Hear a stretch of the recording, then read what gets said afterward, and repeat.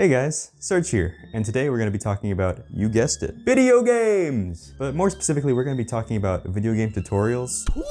You know, those really boring and tedious things you gotta do before you start a video game. Well, yeah, we're gonna be talking about those. But I also want to try to convince you that video game tutorials can be pretty fun and actually pretty useful when you do them right. So let's talk about what makes a tutorial good from a utility standpoint. Basically, all the tutorial needs to do is teach a player how to play the game well. Nothing more and nothing less. A tutorial should teach a player how to interact with the environment around them. It should teach them how to basically use systems that are specific to that game. And it should really tell the player how to be successful in the game. Whether it be a combat-based game, a puzzle-based game, whatever you need to do. It should be the equivalent of teaching the player how to walk and then eventually letting them roam into the wild to do whatever it is they see fit. But a good video game tutorial should be both informative and engaging. And this is where most of the difficulty in making a good tutorial lies. So now we know what makes tutorials informationally good, and it's not really that complicated. All you have to do is teach a player how to play a game. But what makes a tutorial enjoyable? I'm sure it doesn't take all that long to think of the game with a really bad or just boring tutorial in general. In almost every case, the tutorial isn't usually bad at teaching the player how to play the game, although sometimes they are. Usually people think of a tutorial being bad as in, oh god, I have to play this, I really don't want to do this again. So basically, usually tutorials are just boring.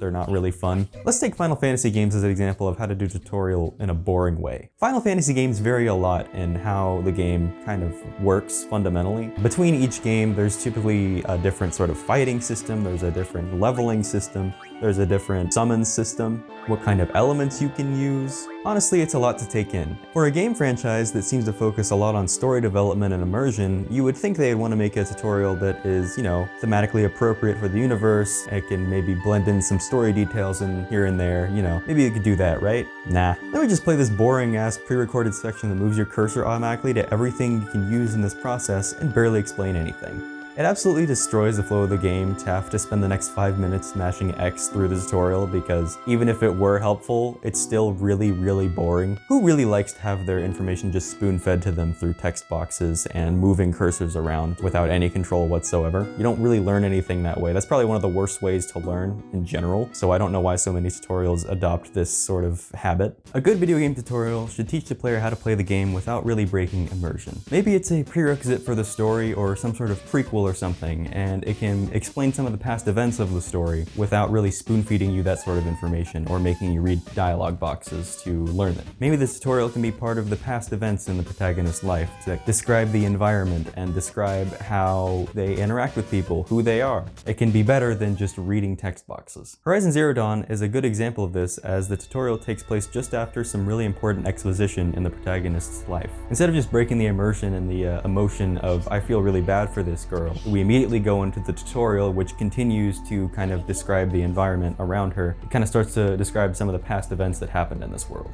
And this tutorial goes on to kind of teach the player the basic sort of like movement stuff that every game has, and it kind of teaches you how you interact with your environment, with the key detail being using Aloy's cool-ass Bluetooth headset.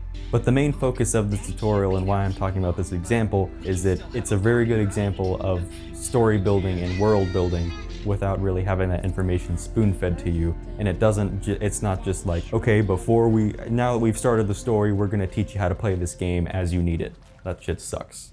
Another game that's got a really cool and engaging sort of tutorial is Boneworks. Honestly, this game is just all around a really cool VR experience, but I'm including it in this sort of argument because the tutorial is actually pretty useful. This one sort of gets a pass from the story development aspect of making a good tutorial because it doesn't really have much of a story, honestly. I couldn't really tell you what the story is, and from what I've read on like Reddit posts and stuff, most people are just kind of speculating on what the story is. It doesn't really matter that much. So admittedly, what makes most of the tutorial fun is pretty much because it's in VR. It's not really a amazingly developed tutorial. It's just a very cool, like, you're gonna test out using items and you're gonna test out, interacting with your environment in a physical way because you're in VR. The way they give you this like gigantic playground in the game for the tutorial area just to kind of figure out how everything works is awesome. I remember when I first started playing the game, I spent a lot of time in this first area because it was just a really cool sort of thing to do. And there aren't very many other VR games that are like this, and where it's like a kind of a sandbox area before you start the game, so you can just kind of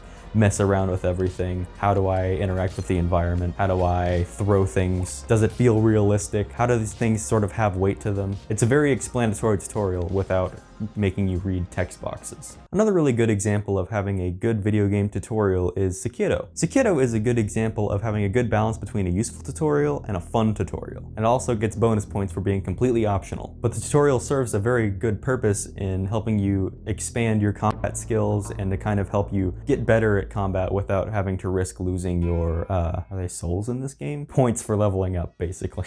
So you can access the tutorial after you've kind of gone through the exposition area, kind of like Horizon Zero Dawn, but in a kind of a different way. So after you make it to the main hub of the game, if you head to the bonfire thing, the sculpture idol, and you go up to the right, you'll meet a guy who has the ability to not die, basically. He was cursed previously, you know, before the events of the game. There you go, there's some story development. That's a thing that can happen in this world. But yeah, you learn that this guy can't die, and he lets you use his ability for practicing reasons. Now this tutorial, again, is completely optional, and some people can probably play the game and never ever seen it before, which is totally fine. But this tutorial, it teaches you how to use your various abilities. It teaches you when to do certain moves, when to do certain when to dodge, when to parry, and it teaches you this through a combination of interactivity and dialogue boxes. But you get to practice with him as much as you want to learn specific abilities, and then you can continue to practice with him by doing free sparring, which in the free sparring section, he will do a combination of the various tutorials you've learned for whatever difficulty you're looking at, and no really particular order, and your goal is to respond to those attacks, you know, appropriately. This is a great way of actually learning something instead of just being spoon-fed information and then just like memorize it and apply it later. Practicing against him offers no downsides and is completely optional. You know, like tutorials really should be. They should be beneficial, but not really required, especially if you're coming into the game having already played it once before, or you're on a New Game Plus or something like that. Hey guys, just a quick request and then I'll let you get back into the video. Normally I don't ask people to subscribe because I think it's annoying when most YouTubers do it, but apparently 99% of my viewers aren't subscribed to my channel. 0.5% of viewers are, and the other 0.5% of viewers possibly don't exist. Anyway, please subscribe to the channel if you're enjoying what you see, and also to let me know that you actually exist. Thanks! Speaking of New Game Plus, the Souls games have basically no in-game tutorial at all. I mean, in all of the games there are those messages you can read on the ground that kind of tell you, okay, this is how you move, this is how you run and jump and all that stuff. But that doesn't really qualify as a tutorial necessarily. It's not really telling you how to play the game and how to succeed in the game, it's telling you how to use your controller, which you probably already know how to do. I realize that the lack of hand-holding in the Dark Souls games is much of what makes it a challenging sort of game and why people really like it. Not having a tutorial is just kind of a shitty way to basically make you play the game more, because if you've never played any Dark Souls games before, you're kind of in for a surprising treat in that you're gonna die a whole lot because it kind of controls a lot differently from how most games control. And because of this, not having a tutorial is a stupid idea, because a tutorial should really describe to you systems and combat that are specific to that game. Dark Souls not having a tutorial for their own game is kind of a lazy and stupid way to teach the player how to play the game. It's just kind of a, oh yeah, you'll figure it out, I believe in you sort of approach, and which is just lazy. But when you first start Dark Souls, as far as combat goes, you're probably gonna feel completely lost and you're gonna be like, oh, well, I fucking suck at this game.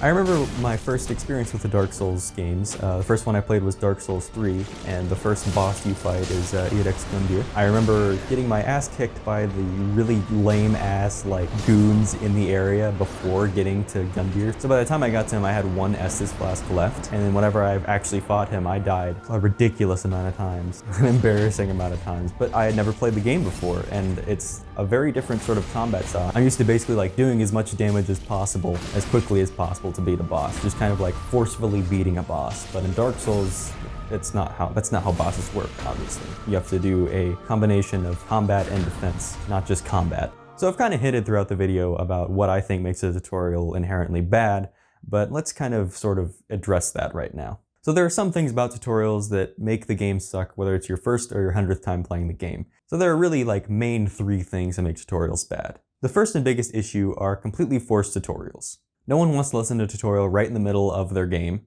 And really, not a lot of people want to have a tutorial right at the beginning of the game that doesn't have anything to do with the story or anything, because that's not why they bought the game. They bought the game to be immersed in an experience, and they bought the game to have fun, obviously. Tutorials are typically just not fun. Forced tutorials kill the mood of the game, and they can really sort of drag away a player's excitement at starting a game. And it can especially hurt replayability if you can't skip the tutorials in your new game plus saves or whatever. Have you ever wanted to replay a game that you've beaten before, but it has a really annoying ass intro tutorial, and just because of that one tutorial, just because you don't want to deal with that, you've decided not to play it? I've done that a couple of times. Forced tutorials easily just kill the mood, and not just in the beginning of the game, but any other time. A lot of tutorials like to come up as you need them, and those also are just like, can I just get past this? Skip, skip, skip, The second biggest issue of a bad tutorial is just being really bad at teaching the player the mechanics of that specific game or how you interact with other things in the environment. Instead, these tutorials just kind of boil down to, this is how you move, this is how you jump, which, you should know how to do that. I'm not denying that. But these tutorials are usually, pretty consistent amongst different video games. Usually left analog stick is move, so is WASD, A is jump, space is jump, that sort of thing. Most people know that unless you've never played a video game before, which these sort of tutorials should just kind of be a given for any game. They suck, but in the event that this is the first video game you've ever played, you should probably know how to move and jump. But what I mean is the tutorials that don't teach you how to play that specific game. Like I mentioned in the beginning, the combat system, how you interact with the environment specifically, what your goal is. Games that vary in these sort of senses and that are different from, the rest need their own sort of specific tutorials on how to play the game. A game that demonstrates the style of tutorial of just kind of, here's how you move, here's how you do some main things is Dead by Daylight. Both the Survivor and Killer tutorials do a pretty poor job of telling you how to play the game. Like, they teach you how to move and how to do skill checks and gens, and they kind of let you know what your overall objective is, but they don't teach you how to be successful in said objective. So the Survivor tutorial basically tells you what your objective is and how you do skill checks and how you move, and it teaches you how to press buttons that do those sort of things, but they don't teach you when is a good time to unhook. Should you unhook in front of the killer? When should you do gens? How should you split the gens up? That's the complexity of the game, and having a tutorial that doesn't talk about the complexity of the game, well, it's a bad tutorial. The Killer tutorial does the exact same thing. I would argue that Killer is much more involved than Survivor in being successful. It's really easy to lose as Killer, but as Survivor, there's many factors that can make you win easily. Because as Killer, you're basically your entire team, while as Survivor, if you don't know what you're doing, but the 3 other people on your team kind of know what they're doing, you're gonna win probably. What the game needs to teach you is some of the more complexities, like as Survivor, how do you loop the killer, like I mentioned. Like as Killer, this game should probably teach you how to use your ability. It should give you a practice range to use your ability. Basically, this tutorial is bad because it doesn't present any of the main parts of the game that make it difficult and interesting, and instead opts to interactively teach you the button mappings. The third variant of a bad video game tutorial is a game basically saying, here's the manual, read it, you got a quiz tomorrow, if you want to succeed in this game, have fun. The most prominent example of this, and really the only major time that I've encountered it, is Dark Cloud 1. So the first couple of times you go into the Divine Beast Cave, the first dungeon in the game, this old guy basically kind of lectures you about how various things in the game work, a little bit about how combat works and targeting and how you fuse your weapons. That's pretty much all there is for the in-game tutorial. Like, for the first 5 times you go in the dungeon, he teaches you how to do stuff. But at a certain point, he basically just gives you this big-ass in-game manual and is like, hey, if you need to review anything, here you go. It's really my only time encountering that sort of tutorial style, but that's like probably the worst thing I've ever seen. The manual itself is like almost as thick as Tone's head, and I just find that hilarious. It seems like most video game tutorials usually employ a combination of 2 of these big no-nos. Obviously, for older single-player games like Dark Cloud 1, the time has passed to make the tutorial better. I don't think they're gonna come back, 15 years later and say, hey, we should really fix that tutorial. But for games that are multiplayer-based or are regularly updated, there's not really a good excuse for having a bad video game tutorial, especially when every other day you've got like various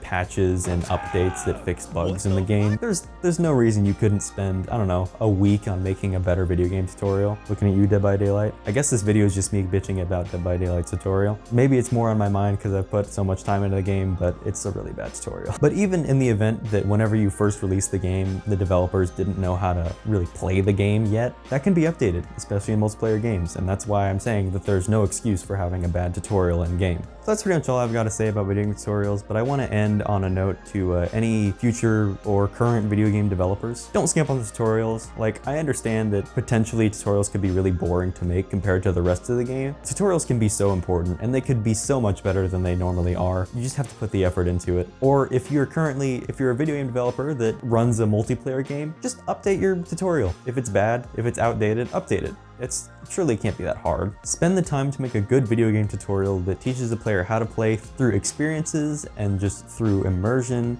and it can help to develop the story and make it even better without having to change anything about the story. The tutorial itself can offer some more in-depth story building, some more in-depth immersion chances, and actually teach the player how to play the game in a successful way. I want to get through a game tutorial and immediately be like, okay, I think I know how to play this game. I may not be the best at it. I'm gonna need some more practice to play the game, but I can do well, at least, just through this tutorial and just knowing how to play the game. So yeah, that's all I gotta say.